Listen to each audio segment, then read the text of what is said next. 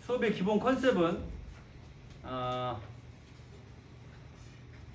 쉬운 내용을 반복해서 풀어서 빠르게 읽는 것에 대한 능력을 키우는 것이 첫 번째고요. 두 번째는 빠르게 읽는다고 하는 건 단순히 시간만을 말하는 건 아니고 어떤 정보가 어떻게 나오는지를 생각하고 나서 거기에 필요한 정보는 취하고 필요 없는 정보는 버리고 그러한 연습도 해보려고 합니다.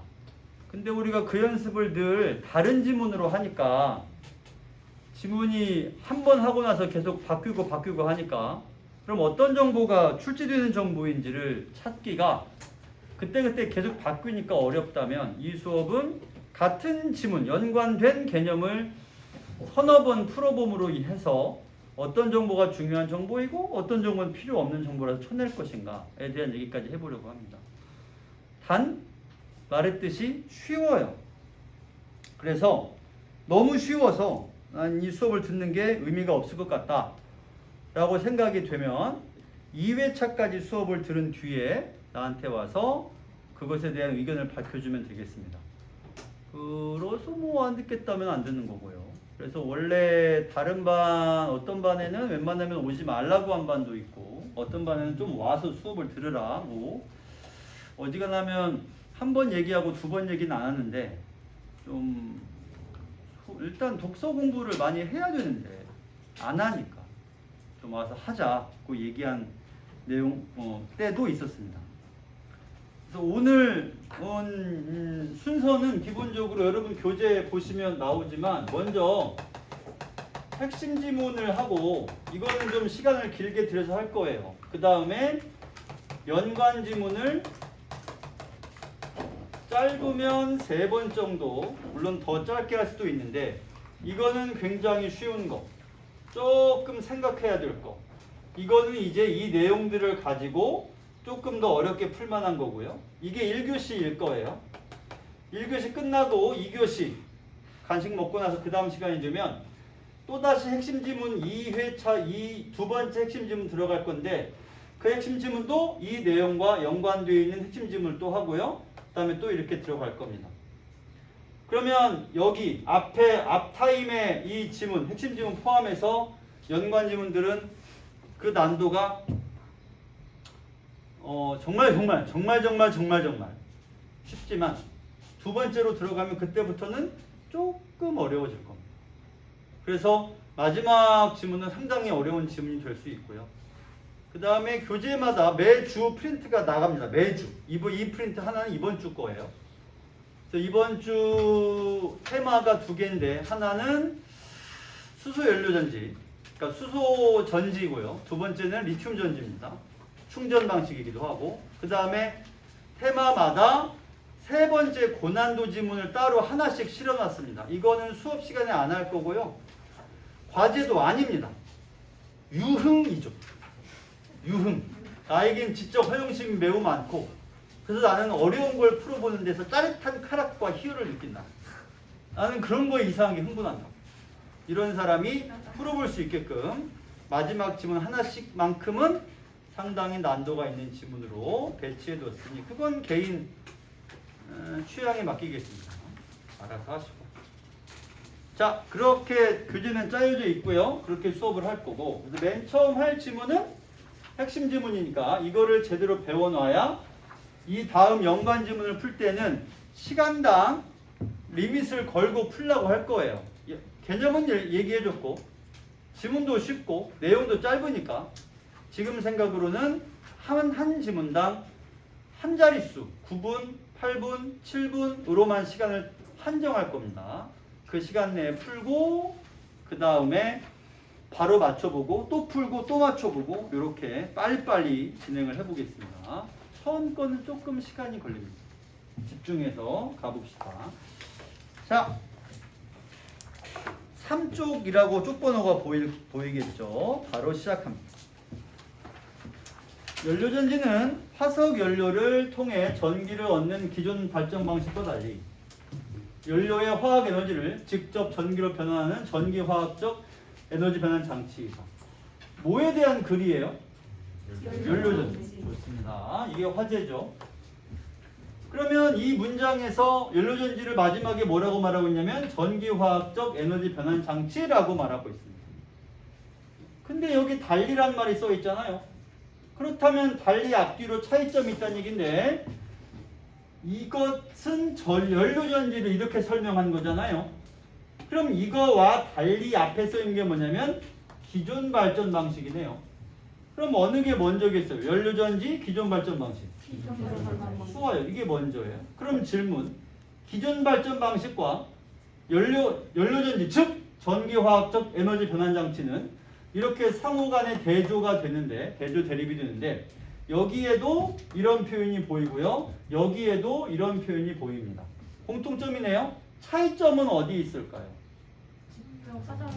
여기는 화석연료를 통해라고 써 있고 여기는 화학에너지를 직접이라고 써 있습니다. 그러면 여기가 또 차이점이 되겠죠? 이렇게요. 전기를 얻는다는 점에서는 동일한데 차이점이 여기는 화석연료를 통해 여기는 연료의 화학에너지를 직접 이러한 차이점이 있습니다.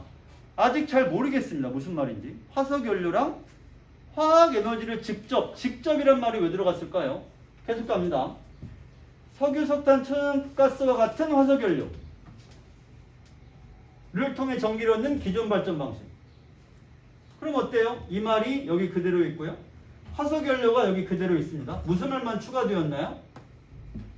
이 말이 추가되었네요. 그러면 구체성을 띤 얘가 되겠네요. 구체적인 내용을 집어넣어서 이런 걸 가리켜 화석연료라고 한다는 거예요. 그럼 이 교실 안에 화석연료가 있어 없어? 있어요. 뭐 있어요 대표적으로? 책상. 떼면 되죠. 이게 나무예요? 아니면 플라스틱이에요? 섞여 있을 거예요. 나무? MDF인가 아니면 플라스틱 모르겠는데 최소한 이건 나무겠죠. 그럼 이거는 화석연료인 석탄, 석유, 천연가스처럼 뗄 수 있는, 다시 말해 연소 가능한 것들로 보이고요. 근데 이거 말고 화학에너지를 직접이 무슨 말인지 전혀 모르겠습니다. 더 가봅시다. 이런 기존 발전 방식은 4단계입니다. 그렇다면 여기까지가 기존 발전 방식의 4단계일 겁니다. 4단계로 구분해 봅시다. 어디까지 1단계예요? 먼저부터 시작해서 여기까지.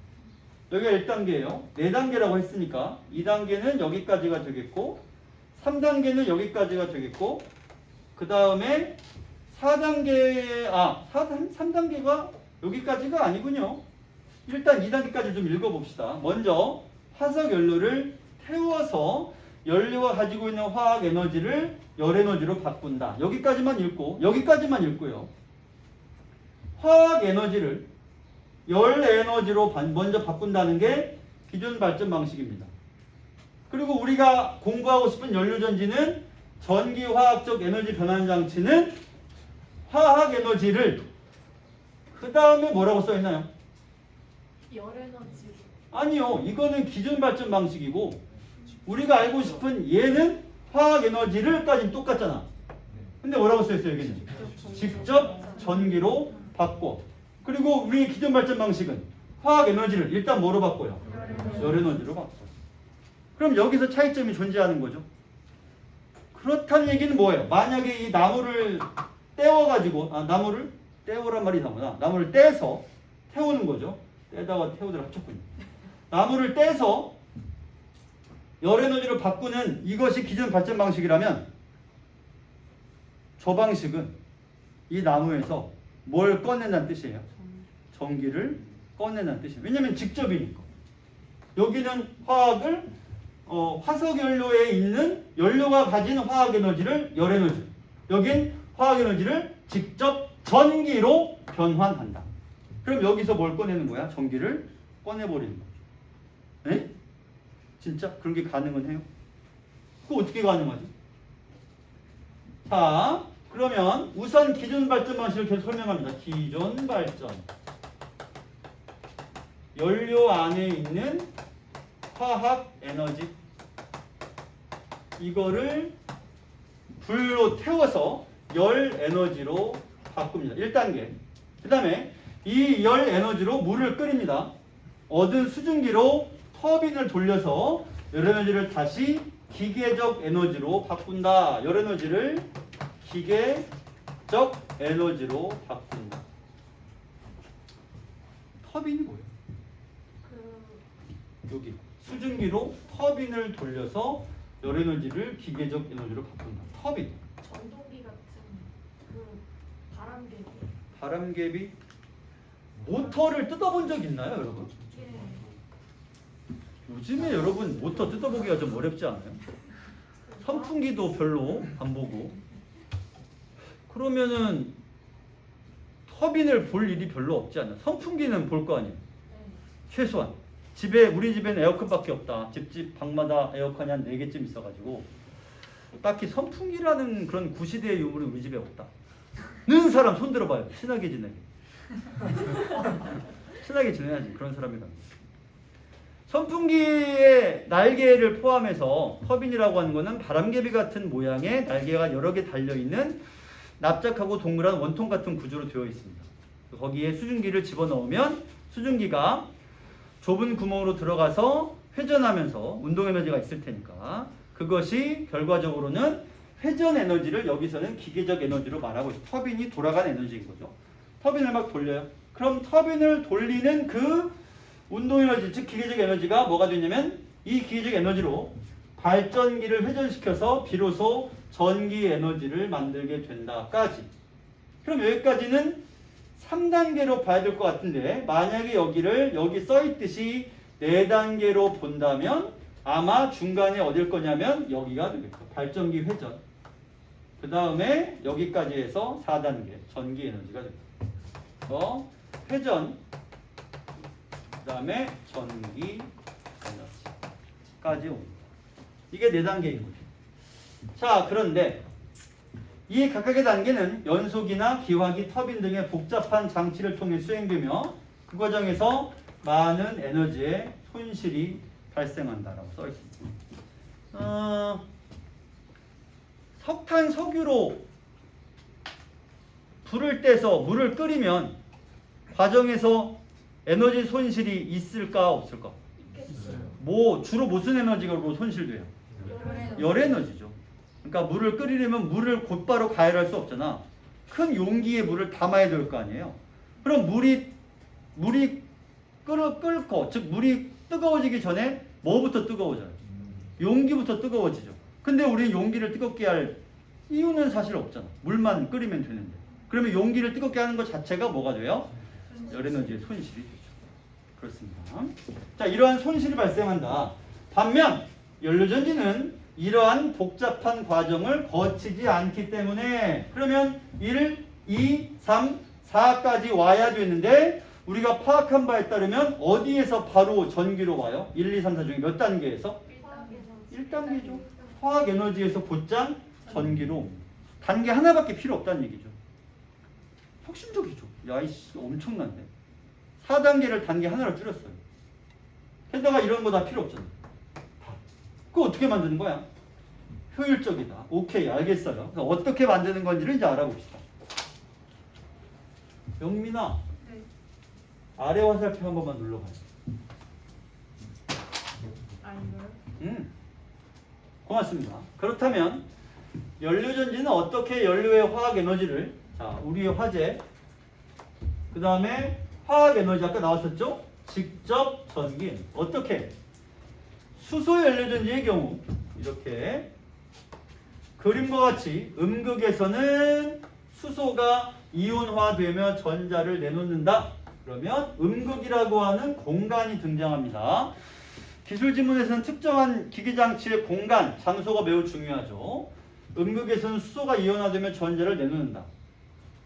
수소는 알겠어요. 원소 중에 수소가 있죠. 이온화라는 말은 뭔지 모르겠습니다. 어쨌든 이온화라는 게 된대요. 그 다음에 전자를 내놓는다라고 하니까 수소라는 애가 있는데 얘가 이온화라는 게 되면서 전자를 내놓는다니까 그런가 보다 할 수밖에 없죠. 쌤, 저는 이온화가 뭔지 모르겠습니다. 나도 몰라요. 몰라도 상관없습니다. 중요한 건 저 과정을 통해 수소에서 전자가 나온다는 사실이 중요한 거죠. 자, 전자가 나왔습니다. 그러고서 여기 수소 이온은 중간에 전해질 또 다른 부속품 이름이 되겠죠. 통해 양극으로 이동하고 그곳에서 산소와 반응하여 물이 된다. 자, 그러면 애초에 음극이라는 공간이 있나 봐요. 이게 음극. 그 다음에 음극에서 수소가 이온화를 한대. 그러면서 전자를 내놓는다라고 써 있습니다. 그리고 수소 이온. 수소가 있고 수소 이온도 있나 보죠. 수소 이온은 이렇게 씁니다.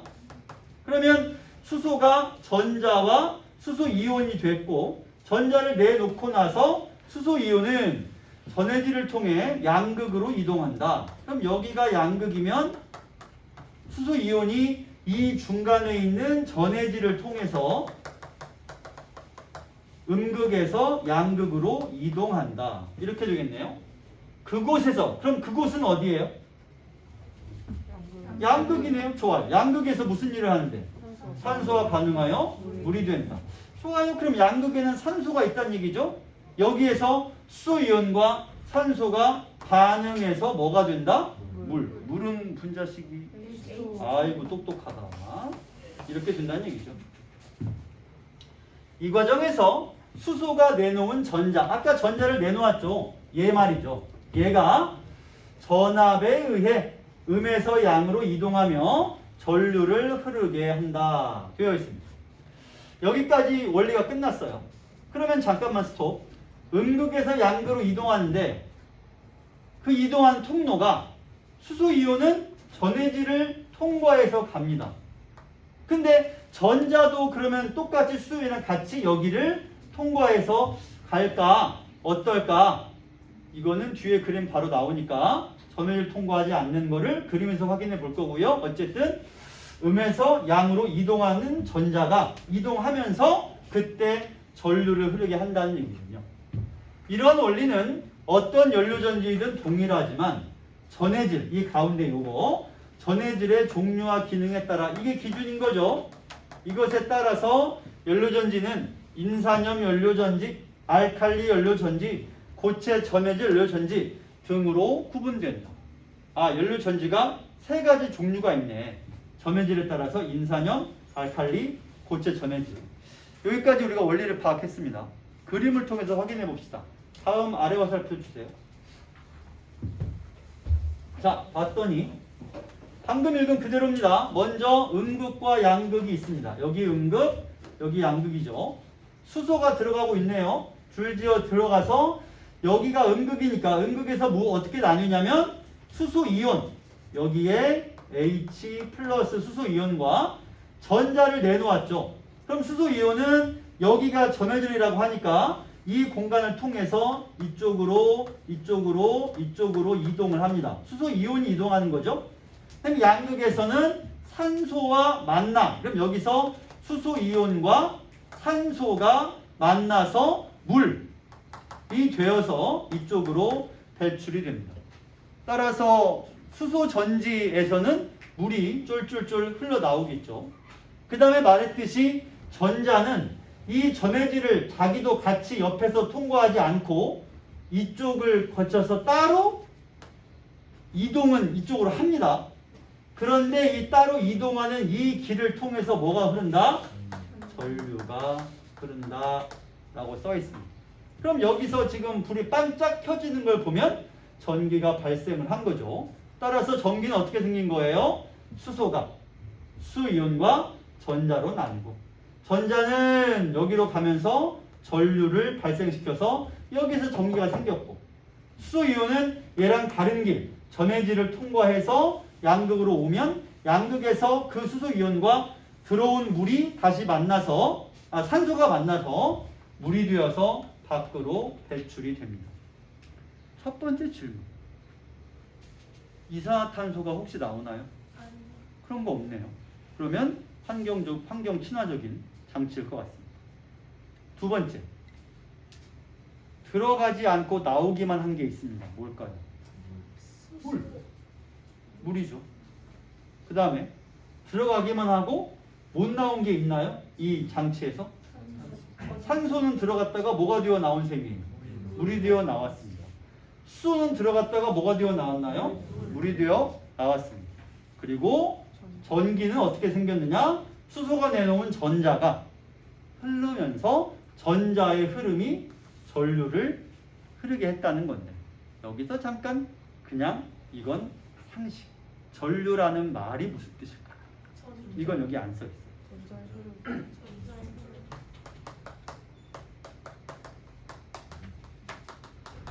근데 잠깐만, 더 정확히 말하자면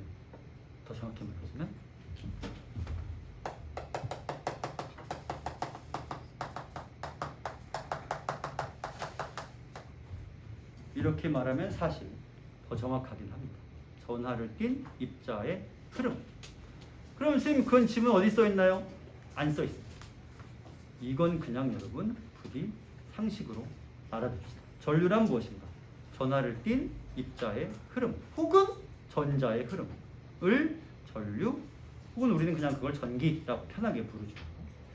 그래서 정전기라는 것은 멈춰있는, 말 그대로 전기를 말하는 거예요. 거기까지 가면 복잡하니까 이만큼만 딱 얘기합시다. 자, 다음 화살표 주세요.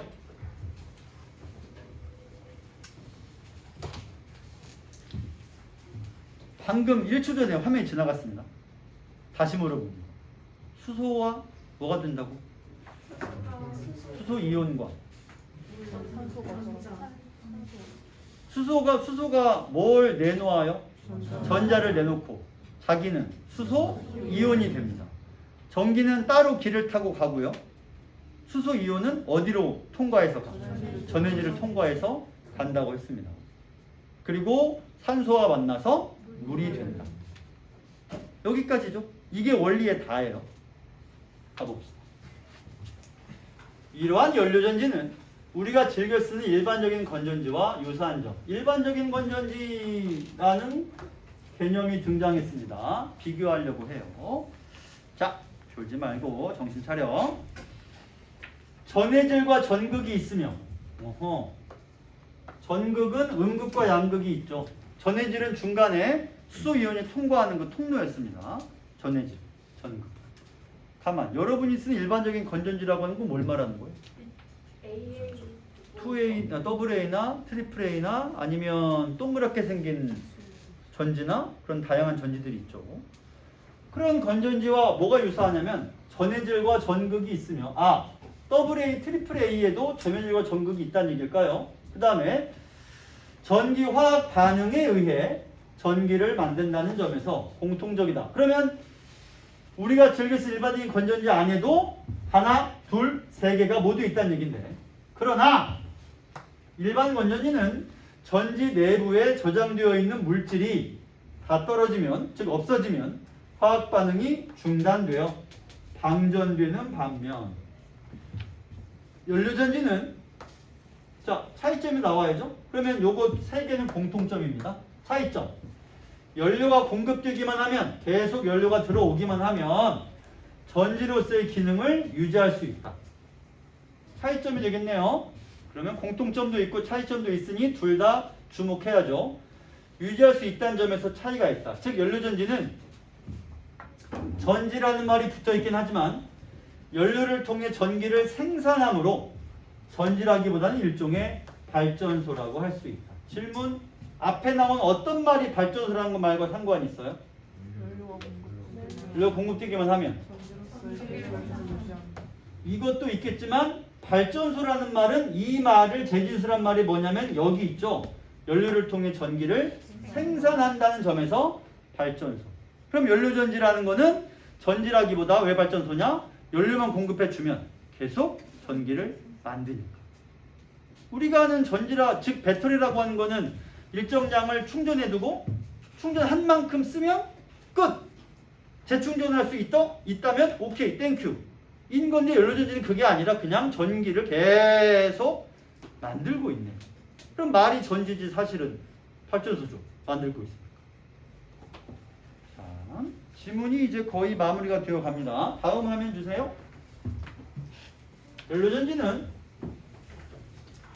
연료로부터 직접 전기를 생산하므로 효율이 높아. 칠판 보시고요. 직접 생산하는 게 왜 효율이 높다는 거죠? 무엇에 비해서 효율이 높다는 얘기예요? 기존 발전 방식은 하나, 둘, 셋, 넷 이렇게 되니까. 연료전지는 한 방에 나오니까요. 효율이 높다. 매우 매력적이다. 최근에는 수소 연료전지 자동차가 개발되게 되었다. 수소 연료전지. 자, 수소 연료전지를 자동차에 사용하기 위해서는 많은 양의 수소가 필요한데 이를 위해 충격과 화재에도 견딜 수 있도록 설계된 고압의 탱크에 수소를 압축하여 저장한다. 그래도 위험한 느낌이 들지 않나요? 수소잖아요. 수소 폭탄도 있잖아. 나이씨 터지면 끄적는 거 아니야? 수연료전지 자동차는 연료전지를 활용하여 전기 모터로 구동되니까 유해 물질이 포함된 배기가스는 나오지 않습니다. 땡큐. 친환경인데 물론 수소 발생 장치를 연료전지에 장착한다거나 수소 대신 메탄올을 사용하면 배기가스가 발생할 수도 있지만 이는 기존 발전 방식의 요거죠. 이 방식에 비해서 매우 낮은 수준이다.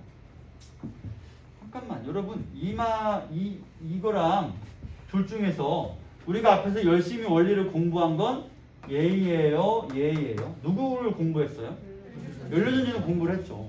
이건 우리가 처음 읽어보는 거예요. 구분해야 돼요. 우리가 배운 건 공부한 건 연료전지. 수소 발생 장치는 아직 들어본 적도 없는 갑자기 등장한 얘기입니다. 이거를 장착하면 혹은 수소를 안 쓰고 메탄올을 쓰면 배기가스가 발생할 수 있다는 얘기죠. 근데 그게 매우 낮다. 하지만 수소를 충전할 수 있는 시설 확충에 많은 비용이 소요된다는 단점이 남아 있습니다. 수소 충전. 대한민국에 수소차가 있을까요? 없을까요? 존재는 하겠죠. 수소차가 굉장히 많습니다. 그래서 처음에 수소차를 본 게 한 3년 된 것 같습니다. 동네에 수소차 한 대가 돌아다니길래 너무 신기하잖아요. 생긴 것도 예쁘게 생겼고 아마 그 차가 국산차 중에 처음으로 차 손잡이가 차 속에 들어가 있는 차였을 거예요. 우와! 손잡이 들어가 있어. 옆에 가서 만져보자. 진짜 가서 이렇게 보고 나중에 깜짝 놀란 거는 누가 타고 있더라고요. 문이 열리고 민망해서 정말. 근데 최근 한 2년? 3년 사이에 수소차가 아니 나한테 주장할 건 없고요. 영상을 볼 사람이 좀 당황했겠지. 자 어쨌든 최근 1, 2년 사이에 수소차가 많이 생겼습니다. 가만히 있어봐. 혹시 내가 차를 몰아본 적이 있다? 왜 몰아본 적이 있어? 비행청소년 부모님 차 훔쳐가지고 그런 거 아니에요? 그런 인상이었던. 자, 수소차를 몰고 수소 충전소에 들어가면 이제 한 세대가 앞에 서 있으면 1시간쯤 기다려야 됩니다. 그러면 불편하죠. 한 대 충전하는데 15분쯤 걸리는데 세 대까지 충전하고 나면 네 대째를 충전하기 위해서 그 충전기에다가 다시 수소를 가져와서 채우는데 30분. 그러니까 3대 충전하면 30분 쉬었다가 또 3대 충전 이런 식이죠. 그러니까 여기 나와 있는 대로 수소 충전 시설이 비용도 많이 들고 왜냐면 이래야 되니까요. 힘들죠. 터지면 아이고야. 수소 폭탄이 따로 없죠. 자, 화면 주세요. 다음 화면. 최근에는 바이오 연료전지에 대한 기계 개발도 활발히 이루어지고 있습니다. 바이오 연료전지는 미생물의 신진대사를 이용합니다. 아직은 전기 얻는 양이 적어서요. 개발 단계이지만 친환경적이고 효율적이다. 라고 써있네요. 자, 이건 뭐 별 내용 없네요. 이게 끝입니다. 이 지문 내용은 길이가 조금 길어 보이긴 하지만 정말 단순한 게 수소 연료 전지 아니지 그냥 연료 전지의 방식만이 중요한 내용이고요. 그 다음에는 기존 건전지와의 차이점이 다릅니다. 단순한 지문이에요. 복잡하지 않습니다. 뒤에 문제가 나와 있습니다. 바로 풀어보겠습니다. 바로.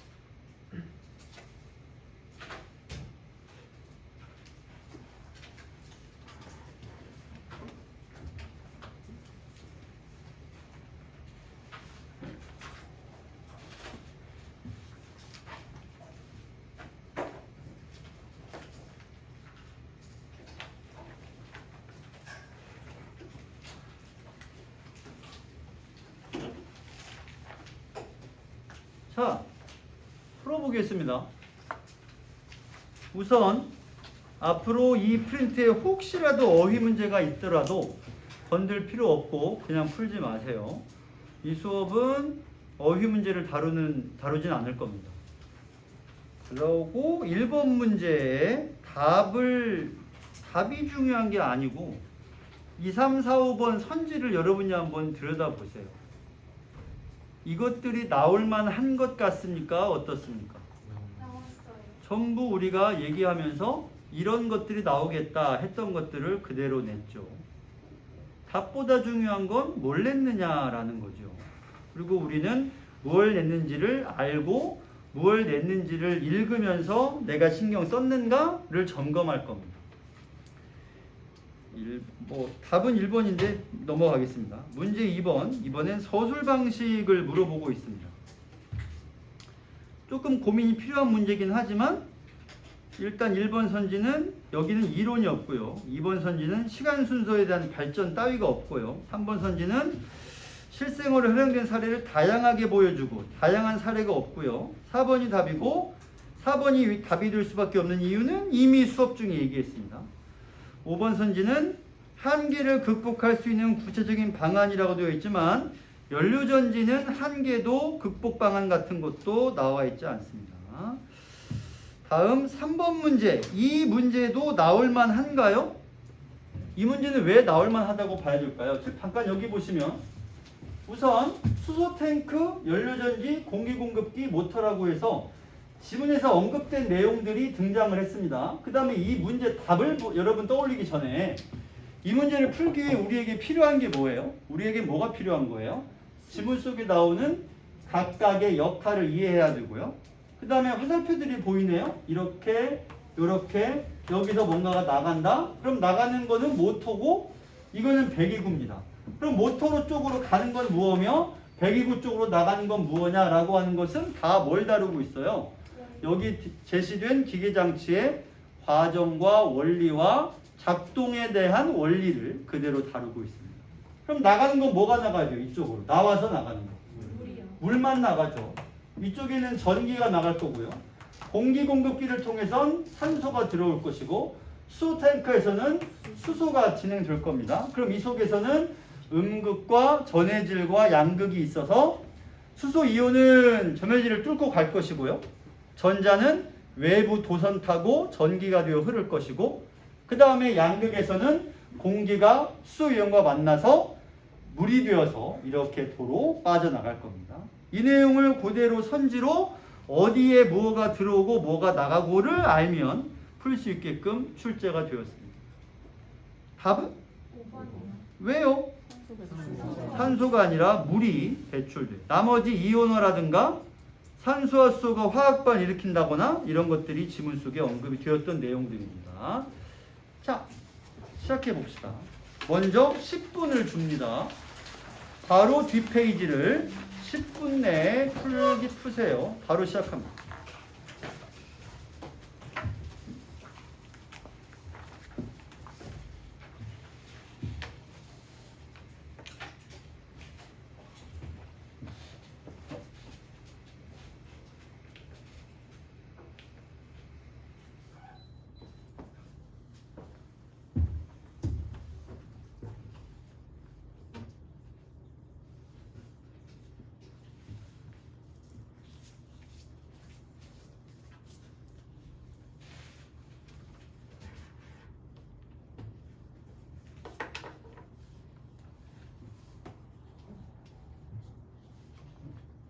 너무 서두르지 않아도 됩니다. 10분은 긴 시간이에요.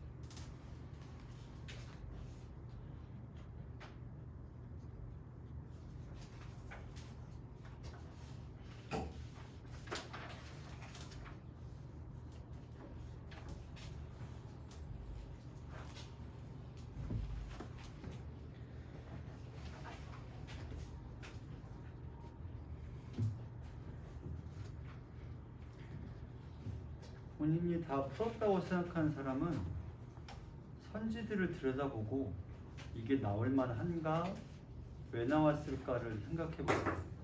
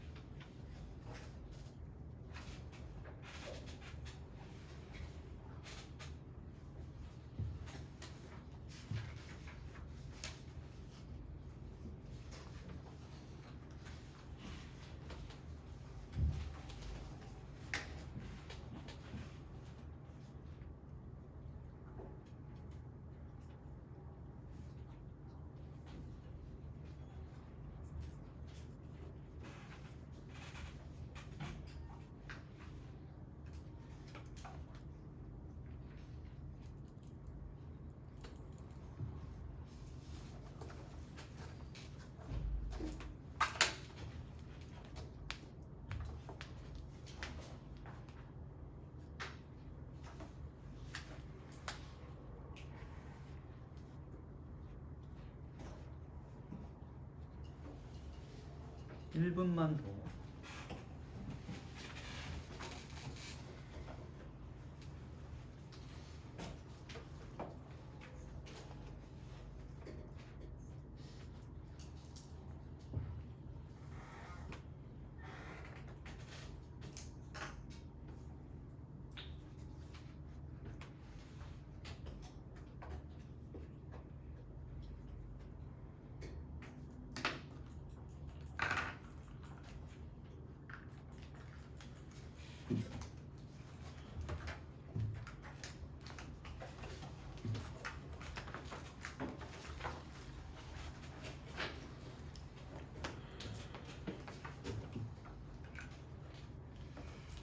자, 갑니다.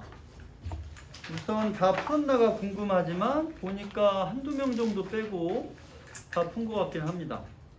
한 2, 3분 남겨놓고 푼 사람도 있는 모양인데 정답률이 중요하긴 하겠습니다만. 먼저 1문단, 문단을 보시고 1문단.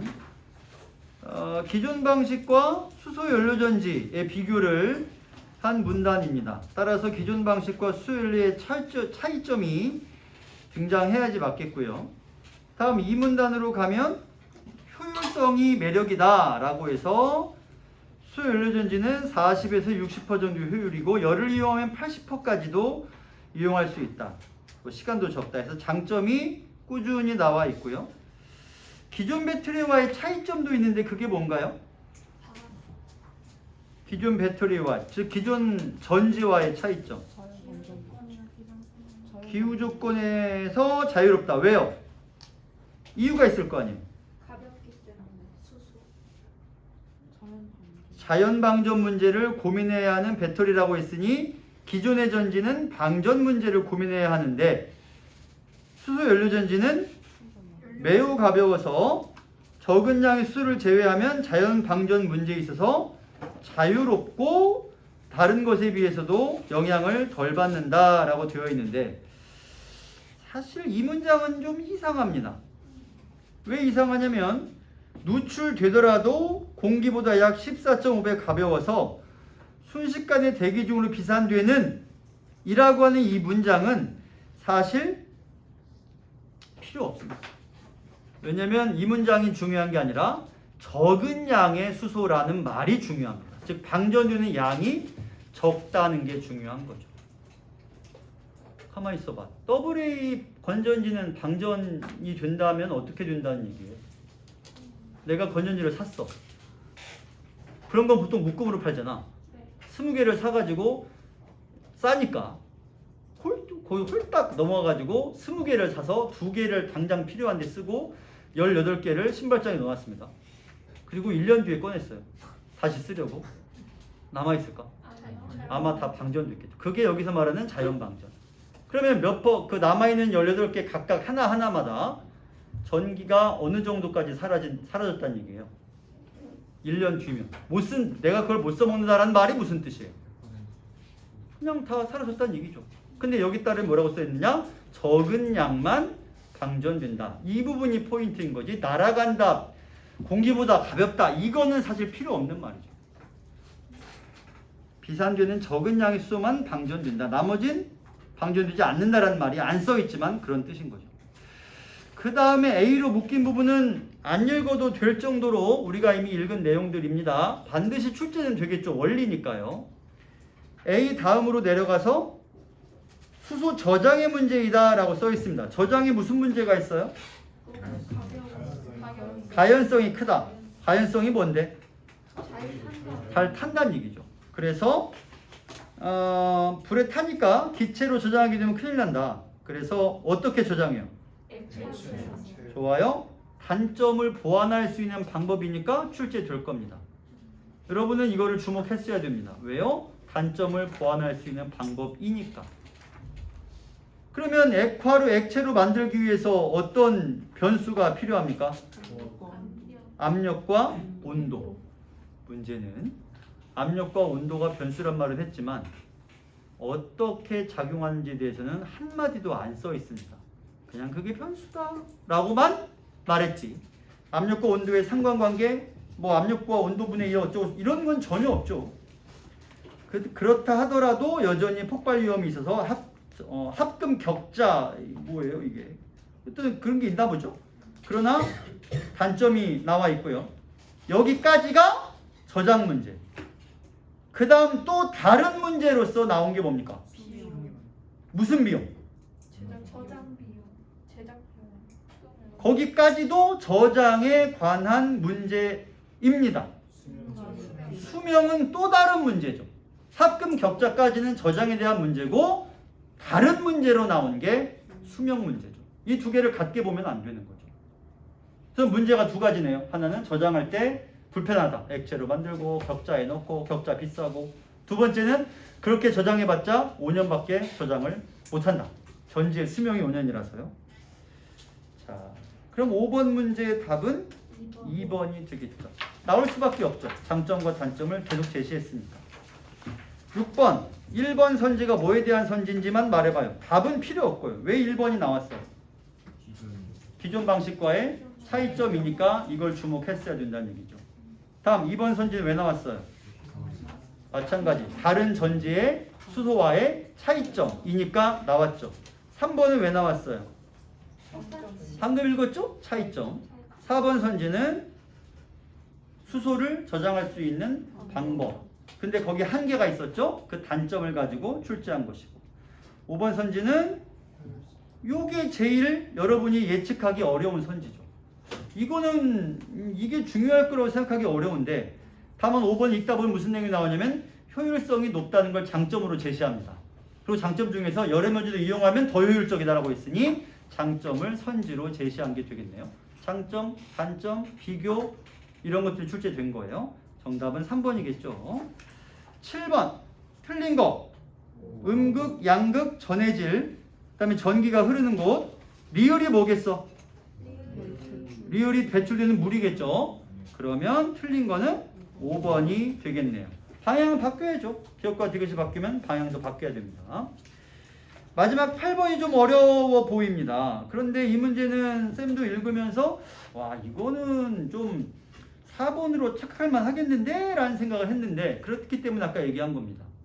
액화 조건이 뭐랑 뭐였죠? 온도와 압력인데 그것에 대해서 구체적으로 한마디도 안 나왔다고.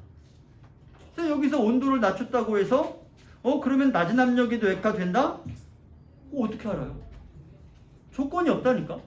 알 수가 없어요. 지문에 제시된 정보만으로는 4번이 옳다는 걸 입증할 수가 없습니다.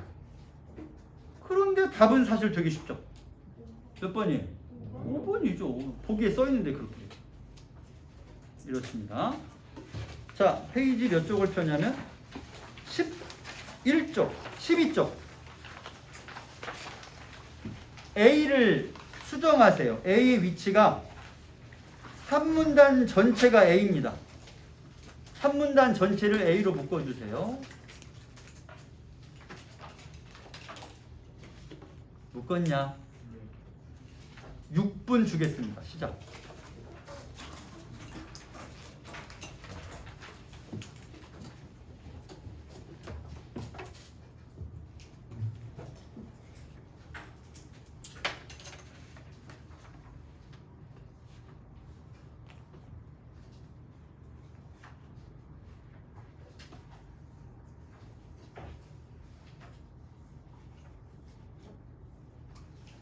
육 분도 긴 시간이에요. 서두른다고 풀리지 않습니다.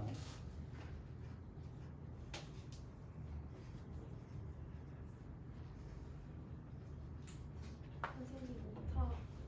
못하는 그냥 읽으세요. 예.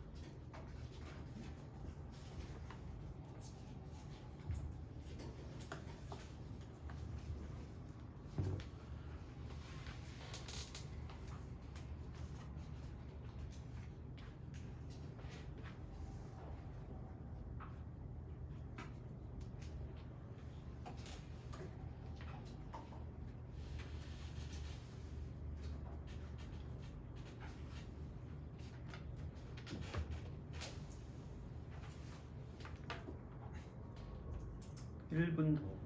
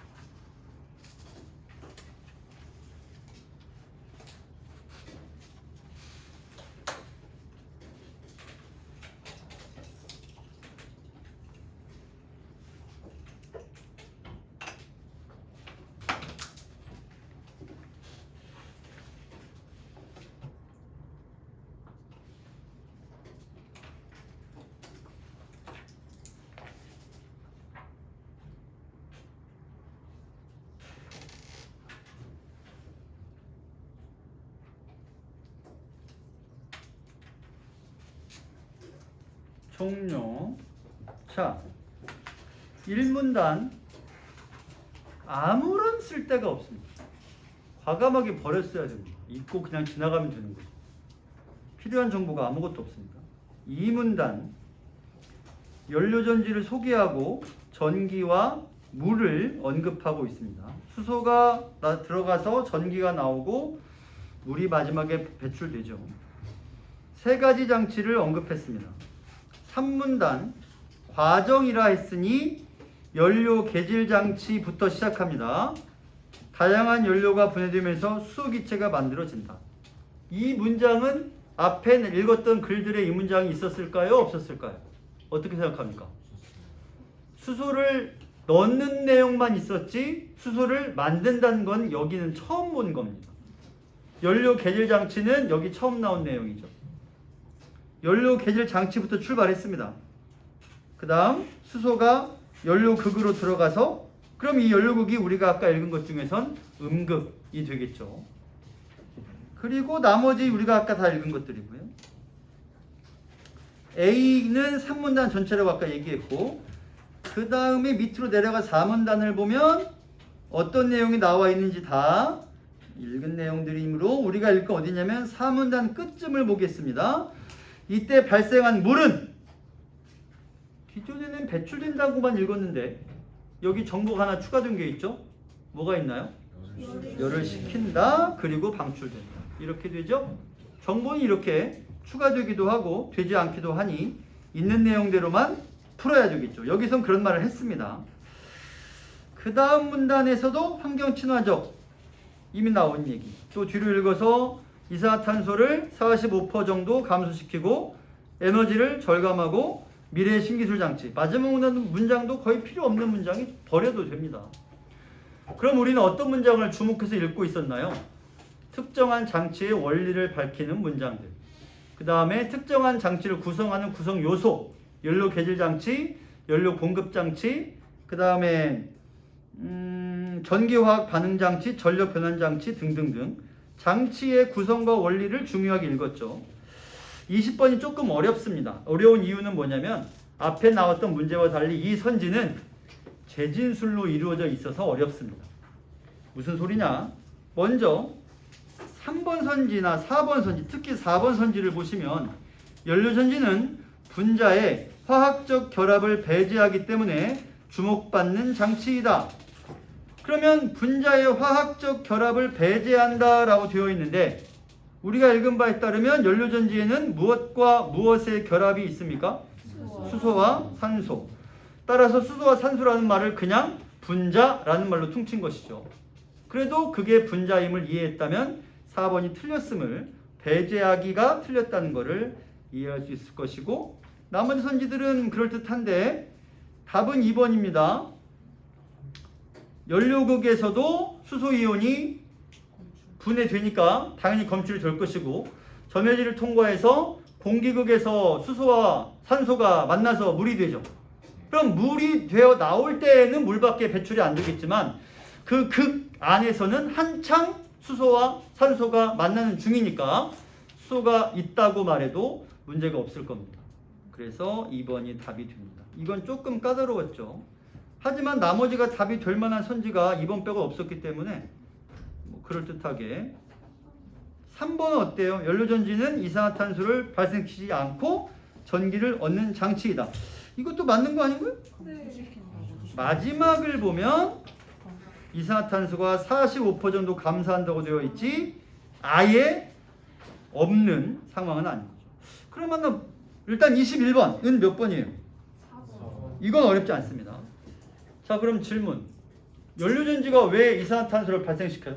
45% 정도 감소한다고 써 있는데 그러면 어떻게 발생시키는 경우는 뭘까? 수소를 만드는 장치. 여기에서는 연료 계질 장치라 그래서 다양한 연료가 화학적으로 분해되면서 수 기체가 만들어진다라는 말이 추가되어 있죠. 연료극과 공기극 사이의 전해질 등등 여기는 이산화탄소가 나올 일이 없어요. 그 앞에 나와 있는 연료 계질 장치에서 발생할 수도 있고 사실 그보다는 또 뭐가 있냐면 어찌됐든 이 장치를 만들어야 되잖아. 그럼 만들려면 쇠도 필요하고 차가 차니까 연료 전지니까 연료 전지를 구성하는 각종 연료극, 공기극, 전해질을 담가 놓을 프레임 같은 걸 만들 때에는 어쨌든 이산화탄소가 들어가긴 들어가야 되겠죠. 그것까지 우리가 알 수 없으니까. 그래서 이 문제는 사실 선지에 지문에 나와 있으니까 푸는 거지 정확히 찾기는 좀 어려웠을 겁니다. 이거는 패스하겠습니다. 자, 그러면 마지막으로 하나 더 9쪽을 펴시고